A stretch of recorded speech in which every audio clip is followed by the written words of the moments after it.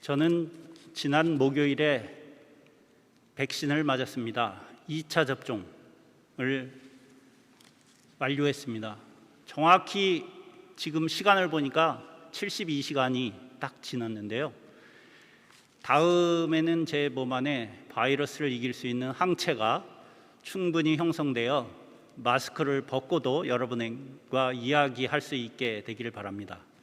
아직 백신을 다 접종하지 않으신 분들도 속히 접종해서 우리가 마음 놓고 안심하고 이 성당에 모여서 주님께 예배를 드리는 날이 속히 오기를 고대합니다. 성부와 성자와 성령의 이름으로 말씀드립니다. 오늘 복음 말씀의 주제는 성과 속입니다. 예수님의 제자들이 바리사이파 사람들이 보는 앞에서 유대교의 율법에 따라 손을 씻지 않고 식사를 한 것이 발단이 되었습니다. 바리사이파 사람들은 예수께 왜 당신의 제자들은 조상의 전통에 따르지 않고 부정한 손으로 음식을 먹습니까? 하고 따졌습니다. 우리들이 흔히 이런 상황이면 어떻게 반응할까요? 아마 대부분은 이러지 않을까 싶습니다. 죄송합니다. 제 제자들이 아직 많이 부족합니다. 다시는 그러지 않도록 단단히 주의를 주겠습니다.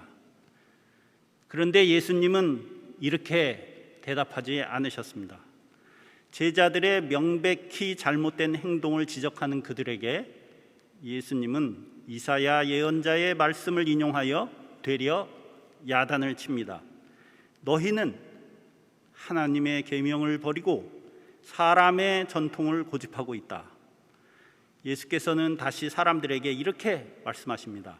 너희는 내 말을 새겨들어라. 무엇이든지 밖에서 몸 안으로 들어가는 것은 사람을 더럽히지 않는다. 더럽히는 것은 도리어 사람에게서 나오는 것이다. 오늘 복음 말씀은 우리에게 성과 속의 본질에 대해 생각하도록 도전합니다. 무엇이 과연 성스러운 것이고 무엇이 과연 속된 것인가? 라는 질문입니다. 바리사이파 사람들은 율법을 지키기로 둘째가라면 서러운 사람들이었습니다. 그들은 이스라엘이 왜 바빌론에게 멸망당했는지에 대해서 그 이유는 바로 이스라엘 백성이 하나님의 말씀을 지키지 않았기 때문이라고 생각했습니다. 오늘 일독서의 신명기 말씀은 이러한 점들을 명백히 설명하고 있습니다. 그래서 무조건 하나님의 말씀을 지켜야 한다. 이런 사고가 그들을 율법주의자로 만들었습니다. 그런데 이런 율법주의에는 중요한 본질이 빠져 있습니다. 하나님이 어떤 분이신지, 무엇을 원하시는지가 빠져 있는 것입니다. 율법 중에서도 일상생활 속에 가장 눈에 드러나는 계율은 정결법입니다.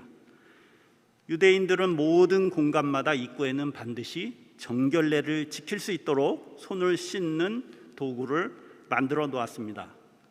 요즘 같은 코로나 시대에 아마 굉장히 바람직한 문화 습관일 텐데요. 수천 년에 앞서서 이러한 일들을 유대인들은 했습니다. 이러한 관습이 지금 우리 크리스찬 전통에도 내려오고 있는데요. 저 성전 입구에 성수대가 바로 그것이라고 말할 수 있겠습니다. 식사, 외출, 만남 등 생활 속에 가장 최우선 순위로 지켜야 하는 것이 정결법입니다. 이들은 이런 정결례를 강박적으로 지켰습니다. 그러니 손을 씻지 않고 음식을 먹는 제자들을 보고 율법주의자들이 예수님께 시비를 건 것은 당연한 일이었습니다. 정결법은 성과 속을 구별합니다. 사실 거룩함의 본질은 세속과의 분리입니다. 바리사이라는 말도 본래 분리를 뜻하는 단어입니다. 문제는 이 두 영역을 영적으로 분리한 것이 아니라 물리적으로 분리했다는 데 있습니다. 물리적인 것은 눈에 보이지만 영적인 것은 눈에 보이지 않습니다. 성과 속을 물리적으로 분리하면 게임의 결과가 간단해집니다. 사회적 신분이나 돈이나 형식으로 물리적인 성스러움을 확보할 수 있기 때문입니다. 그러나 영적으로 성속을 나누면 게임의 결과를 알 수 없습니다. 누구에게나 동등합니다. 하나님만이 판정할 수 있습니다. 또한 똑같은 사람이라도 그 마음이 아침에는 거룩해졌다가 저녁에는 속으로 굴러 떨어질 수도 있습니다. 하나님이 창조하신 이 세상은 본질적으로 성과 속이 분리되어 있지 않습니다. 기독교의 세계관은 이원론이 아닙니다. 이 세계는 성과 속, 정신과 물질이 본질적으로 나누어져 있지 않습니다. 우리의 주변을 둘러보십시오. 드넓은 대지와 바다, 그 안에 가득한 생명들, 그 중에서도 특별히 하나님의 숨결을 받아 생겨난 우리 인간, 그리고 가없는 창공과 반짝이는 별들을 바라보십시오. 이 모든 것들이 하나님이 창조하신 하나의 세계입니다. 물리적 우주와 몸을 지닌 생명체, 그리고 영혼을 담은 인간 정신이 통전적으로 연속된 하나인 세상 속에 우리는 살아가고 있습니다.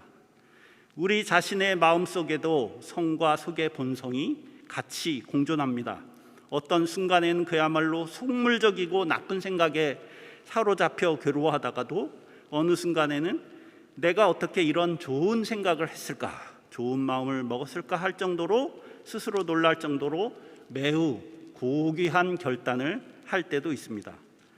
우리의 일상을 나누어 여기는 더럽고 속된 곳, 여기는 거룩한 곳으로 구분하는 것으로는 하나님의 성스러움에 참여할 수 없습니다. 좌절과 고통의 현장 가운데 비로소 거룩한 하나님의 손길이 드러납니다. 오래전 우리 민족이 모두 배고팠던 시절에는 다들 돈이 없어서 헌금을 쌀로 바쳤습니다. 성미라고 불렀죠. 식량도 부족한데 어떻게 성미를 바칠 수 있었을까요? 그때 어머니들은 밥을 지을 때 몇 끼 정해진 양의 곡식을 퍼서 밥을 먹습니다. 물론 대부분이 가난했던 그 시대에는 지금처럼 배불리 먹을 양이 아니라 식구들이 한 끼를 딱 때울 만큼의 딱 최소한의 양이었죠. 성미를 모으는 방법은 이렇습니다. 뒤주에서 탁 퍼서 교회 가져가서 바치는 것이 아니라 식구들이 먹을 곡식을 솥에다가 그날의 정량을 덜은 다음에 거기서 하나님께 바칠 양을 따로 떼어서 모아서 한 달 또는 그 이상 기간을 모았다가 교회에 가져와서 바쳤던 것입니다. 요즘 시대의 돈으로 환산하면 얼마 안 되겠지만 마음을 다해 전 재산을 바치는 과부의 헌금처럼 정말 소중한 봉헌이었습니다. 우리의 믿음의 선배들은 그러한 성미로 교회와 병원과 학교를 세웠습니다. 가족이 먹을 식량에서 따로 덜어낸 곡식, 이것이 거룩한 곡식, 성미입니다. 가족이 먹으면 일상을 살아갈 영양분이 되겠지만 여기서 따로 분리해서 하나님께 바치면 이것이 거룩한 곡식, 성미가 되었던 것입니다. 성과 속이 공존하는 이 세상을 하나님께서 임재하시는 거룩한 공간으로 바꾸는 것이 바로 선교입니다. 밥 지을 쌀을 떼어 성미를 만들듯이 우리는 세속으로 가득 찬 이 세상 속에 일부를 거룩하게 변화시켜야 합니다. 저 옛날 고 요한 주교님께서 한 척의 나룻배를 이끌고 해전에 나서는 심정으로 조선 땅에 발을 딛고 성교회를 세우신 일이 바로 거룩한 결단이었습니다. 일제에 의해 나라를 빼앗긴 이 나라의 가장 중심지에 이토록 아름다운 성전을 세운 일도 바로 시르에 빠진 백성들에게 희망과 구원의 빛을 비춰주는 거룩한 공사였습니다. 남양주의 성생원의 이야기는 어떻습니까? 수치스러운 질병으로 사람들에게 쫓겨나 고통받던 한센병 환우들에게 삶의 터전을 마련해주고 농사를 짓고 가축을 길러 가족들과 살아갈 수 있도록 성생원을 세운 것도 바로 하나님의 사랑에 의해서만 가능한 거룩한 사역이었습니다. 그토록 가난했던 우리나라가 경제적으로 번영하고 성생원이 있었던 자리에 가구 공장이 들어서자 멀리 외국에서 가족을 먹여 살리고자 취업하러 온 이주 노동자들이 생겨났습니다. 이들을 위해 성공회는 대한민국 최초로 외국인 노동자를 위한 복지관을 세웠습니다. 이것이 어찌 거룩한 사역이 아니고 무엇이겠습니까? 발달 장애인을 위한 베드로 학교와 우리 마을, 연로하신 할머니들을 위한 성 안나의 집, 나눔의 집, 탈북민을 돕기 위한 선교 활동, 이 모두가 가장 보잘것없는 이들 가운데 함께 하시겠다고 하신 하나님을 섬기는 거룩한 사역입니다. 금년 초에 연세 드신 한 여성분이 성공회 대학교에 신학생 양성 장학금을 기부했다는 뜻을 밝혀오셨습니다. 알아보니 이분은 기초생활 수급자이고 장애인 연금으로 생활을 이어가시는 분이었습니다. 대학은 신뢰가 되지 않도록 완곡하게 기부금을 받지 않겠다고 설득했으나 이분의 완강한 의지를 꺾을 수가 없었습니다. 평소에도 항상 기부를 실천해 온 이분의 사연은 이러했습니다. 몇 년 전 사별하신 남편이 생전에 멀리 떨어진 병원을 다닐 때 한 성공의 신부님으로부터 많은 도움을 받았습니다. 병원에 오고 갈 때마다 다 신부님이 차를 태워서 친히 다 그걸 해주시고 병원 수속을 밟아주시고 했는데 당시에는 어찌 은혜를 갚을 방법이 없어서 안타까워만 하다가 이제 모든 것이 다 안정이 되고 생활을 이어갈 수 있어서 본인은 한 달에 몇십만 원을 떼어서 학교에 기부를 해도 자기는 나머지 돈으로 살아갈 수 있다 해서 장기간 매월 몇십만 원씩 학교에 기부를 하셨습니다. 이분에게 가장 소중한 일은 어려운 이웃을 섬기는 성직자를 한 명이라도 더 양성해 내는 일이라고 믿어서 이를 실천해 옮기신 것입니다. 우리 주교자 교회는 다양한 선교 활동을 지원하고 있습니다. 코로나로 인해 비대면 예배를 드리다 보니 자연스럽게 이러한 여러 외부 선교에 대한 관심이 줄어들고 있습니다. 그러나 코로나 시대라 할지라도 선교 활동을 북돋는 동역의 손길을 멈춰서는 안 됩니다.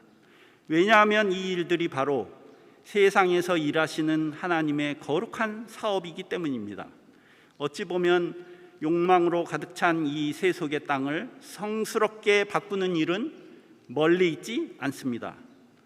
지금 이 시간에도 카불 공항에는 발을 동동 구르며 외국행 비행기를 타느냐 못 타느냐에 생사가 걸린 많은 사람들이 있습니다.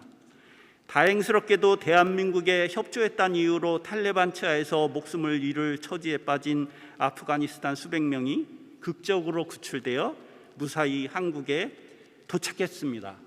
오늘 기사를 보니까 이분들을 수용한 진천을 국민들이 응원한다고 진천몰이라는 데 들어가서 많은 농수산물을 주문해서 지금 평소에 3배가 폭주해서 바로바로 다 보내지를 못한다고 하는데요. 참 우리나라 사람들이 고난을 겪어서 그런지 정이 많은 것 같습니다.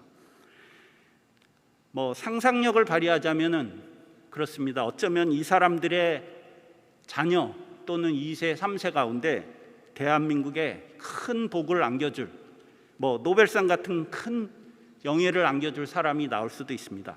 물론 반대의 경우도 있을 수 있습니다. 우리는 하나님의 말씀대로 나그네 된 이들을 환대해야 하는 의무가 있는 것입니다. 그리고 이러한 하나님의 말씀을 실천할 때 거룩한 역사가 일어나는 것입니다. 우리는 성과 속이 함께 깃들어 있는 세상에 살고 있습니다. 우리의 마음에도 성과 속이 공존합니다. 이 세상과 우리의 마음속에 거룩한 하나님의 기운이 솟아나고 더욱 지경을 넓혀 하나님 나라가 확장되길 기원합니다. 성부와 성자와 성령의 이름으로 말씀드렸습니다.